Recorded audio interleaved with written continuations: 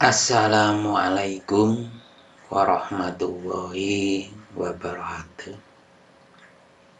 Selamat berjumpa kembali dengan pembelajaran bahasa Indonesia. Kali ini kita akan membahas pada pelajaran bab 4, yaitu belajar menjadi negosiator ulung. Belajar negosiator ulung ini adalah merupakan bagian pembahasan kita pada kurikulum merdeka, pada pelajaran bahasa Indonesia pada kurikulum merdeka. Hal yang akan kita kupas yaitu pertama adalah menyimak kritis teks negosiasi. Kemudian yang kedua, menilai informasi dan membandingkan isi teks. Kemudian menemukan informasi pada sumber pendukung. Kemudian memahami unsur kebahasaan dalam teks negosiasi. Kemudian menulis teks negosiasi berbagai bentuk, terutama bentuk naratif. Kemudian mempresentasikan teks negosiasi, membaca jurnal, dan refleksi. Itulah yang akan kita bahas dalam pembelajaran negosiasi. Nah, pada dasarnya kegiatan ini adalah kegiatan berunding atau tawar-menawar untuk mencapai kesepakatan atau persetujuan bersama antara beberapa pihak. Itu adalah negosiasi. Kemudian negosiasi ini sendiri dapat berbentuk dialog, teks narasi, atau dalam bentuk surat. Dalam teks narasi, teks dialog maupun penawaran, surat penawaran ini dalam bentuknya. Dialog berupa percakapan dengan kalimat langsung antara kedua belah pihak. Kemudian teks narasi merupakan penggabungan antara dialog dan narasi. Kemudian surat ini khususnya surat penawaran, misalnya penawaran produk atau mungkin penawaran suatu kegiatan. Nah, ini bentuknya nanti akan dialognya atau percakapannya atau mungkin surat menyuratnya adalah bentuk negosiasi. Kemudian menemukan informasi pada sumber pendukung. Kita kalau nanti mencari sumber-sumber berkaitan dengan negosiasi, mungkin ada kata, istilah, atau mungkin sesuatu yang kita belum paham, kita dapat mencari informasi pendukung melalui pertama adalah kamus. Kamus sendiri adalah merupakan buku yang memuat kumpulan istilah atau nama yang disusun menurut abjad beserta penjelasannya tentang makna dan pemakaiannya. Kemudian dapat juga kita memakai ensiklopedia, adalah karya rujukan yang berisi keterangan atau uraian tentang berbagai hal dalam bidang ilmu pengetahuan. Dapat juga merupakan thesaurus, yaitu berupa buku sinonim. Nah, ini informasi-informasi itu dapat kita pakai sebagai pendukung dalam kita melakukan negosiator. Tentunya kita dalam bernegosiasi itu butuh pengetahuan awal apa yang akan kita negosiasikan. Itu kita harus paham dengan kata-kata khusus, kata-kata istilah yang ada dalam bidang negosiator yang akan kita lakukan. Kemudian kalau kita tinjau dari struktur teks negosiasi, ini pertama adalah orientasi. Orientasi itu adalah menyampaikan maksud. Nah, ini maksudnya apa?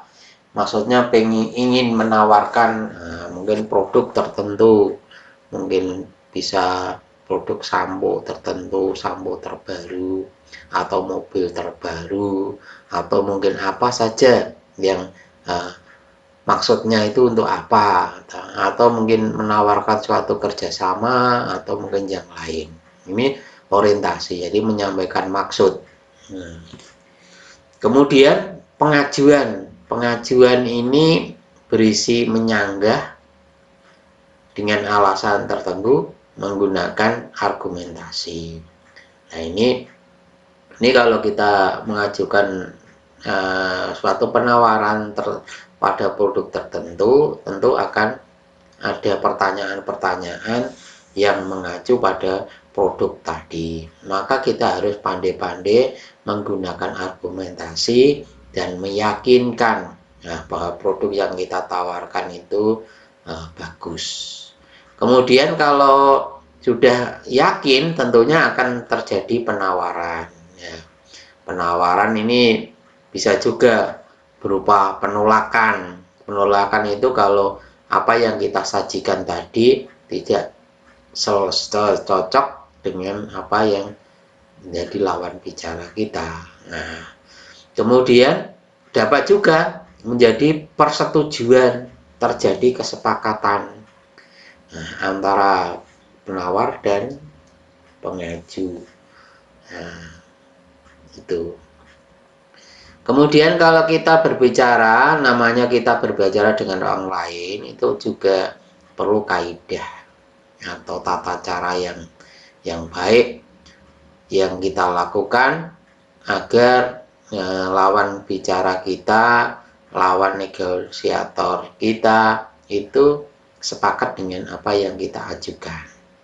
Yang pertama, kaidah teknik negosiasi yaitu melibatkan dua atau lebih pihak, nanti dua atau lebih pihak ya.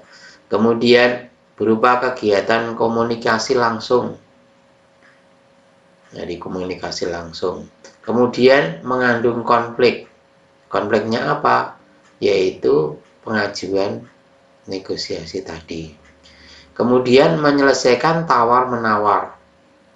Nah, kemudian kaidahnya lagi menyangkut programnya bagaimana berdasarkan tawar-menawar tadi. Kemudian berujung dengan suatu kesepakatan atau mungkin tidak sepakat. Nah, ini jadi di akhir kegiatan negosiasi, kalau kita sepakat, dari kita otomatis menggunakan bahasa yang baik, terutama yang tidak sepakat. Kalau kita menolak atau mungkin ditolak juga harus dengan menggunakan bahasa yang baik. Kemudian kalau kita ingin sepakat, jadi kalau keberhasilan pengajuan tadi tentang permasalahan tadi berhasil, tentunya ada faktor penentu keberhasilan negosiasi. Faktor-faktor itu antara lain yang pertama adalah kesediaan semua untuk berkompromi dengan pihak lain. Jadi langkah pertama harus ada kompromi dulu. Maksudnya mau dijelaskan dulu. Kalau dari awal sudah menolak untuk dijelaskan, untuk diajukan suatu ini semacam pengajuan pendapat, maka ya sudah tertutup. Tidak ada pihak yang dirugikan, baik nanti sepakat maupun tidak sepakat, tidak ada yang dirugikan. Nah, ini yang kedua.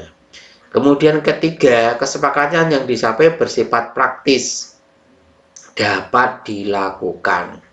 Jangan sampai kesepakatan sudah jadi tapi tidak bisa dilaksanakan. Nah, ini jangan sampai begitu. Ya. Nah, ini. Kemudian alasan yang disertakan mampu mempengaruhi pihak lain. Nah, misalkan Anda menawarkan sesuatu, maka itu kelebihannya mampu mempengaruhi orang yang kita tawarkan, baik jasa maupun barang. Kemudian kalau kita akan melakukan negosiasi, perlu juga kita menggunakan unsur kebahasaan. Jadi memahami unsur kebahasaan dalam teks negosiasi. Unsurnya apa? Yang pertama, kita tentu harus sesuai dengan sapaan kita. Jadi pronomina, kata ganti yang kita gunakan itu harus sesuai.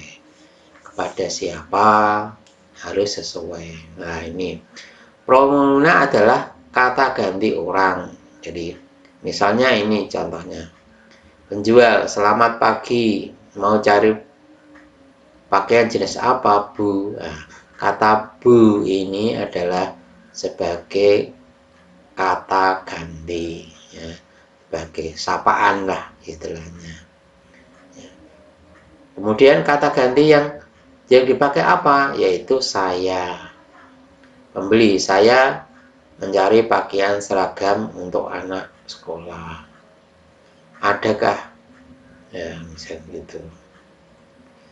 Kemudian unsur yang lain apa? Dapat juga kita menggunakan kata atau kalimat langsung, atau mungkin juga tidak langsung. Kalimat langsung itu adalah kalimat yang langsung disampaikan penutur melalui dialog.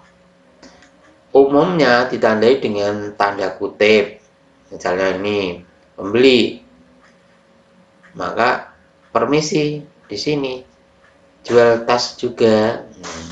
Penjual, ya silakan, bisa pilih-pilih dulu. Kemudian pembeli, untuk tas ransel yang ini berapa ya? Nah, ini udah mulai pada penawaran. Dapat juga kita menggunakan kalimat deklaratif dan interrogatif. Deklaratif ini kalimat pernyataan yang menyatakan suatu informasi atau berita yang dikenal dengan kalimat deklaratif tadi. Ada kalimat interrogatif, merupakan kalimat yang menanyakan sesuatu. Nah, contoh kalimat deklaratif dan interrogatif dalam teks negosiasi adalah sebagai berikut. Misalnya ini, Pak, saya mau mencari sayur bayam, ada? Misalnya gitu. Ini kalimat ini interrogatif tadi, bertanya. Kemudian penjual, tentu ada Bu, silakan. Bayamnya baru, datang dari Bandung Bu. Nah, ini penjelasannya, deklaratifnya. Kemudian kalimat persuasif. Kalimat persuasif adalah kalimat yang bertujuan membujuk atau menarik perhatian atau mempengaruhi. Jadi kalimat persuasif intinya adalah mempengaruhi. Nah, ini kalimat persuasif. Berikut contoh dalam teks negosiasi. Pembeli misalnya, harga mangga ini kok mahal sekali Bang. Nah, misalkan ini pernyataannya begitu. Penjual, ini mangga kualitas terbaik Bu. Nah, harganya jadi sedikit mahal. Mangga ini baunya harum, rasanya sangat manis, dagingnya tebal dan lembut. Saya jamin ibu tidak akan kecewa jika membelinya. Nah, ini persuasifnya di sini. Kemudian kalau kita lihat unsur kebahasaan dari teks negosiasi, jadi kalau kita bertutur pasangan negosiasi itu, tuturan pasangan merupakan bentuk tanya jawab antara pembicara dan lawan bicara. Yang pertama adalah mengucapkan salam, pasangannya otomatis membalas salam. Bertanya, pasangannya menjawab atau tidak menjawab. Meminta tolong, pasangannya memenuhi atau menolak permintaan penolongan tadi. Meminta, pasangannya memenuhi atau menolak permintaan. Menawarkan, pasangannya menerima atau menolak tawaran. Mengusulkan, ini pasangannya adalah menerima atau menolak usulan. Nah, itu berkaitan dengan pembelajaran kita, berkaitan dengan belajar menjadi negosiator ulung. Nah, untuk sementara itu sampai situ. Kemudian bagaimana nanti kita menulis, bagaimana kita mempresentasikan hasil karya kita, akan kita bahas pada pertemuan berikutnya. Kalau mungkin masih ada yang kurang jelas, dapat melakukan pertanyaan, melakukan tanya di YouTube dan sebagainya. Saya akhiri, assalamualaikum warahmatullahi wabarakatuh.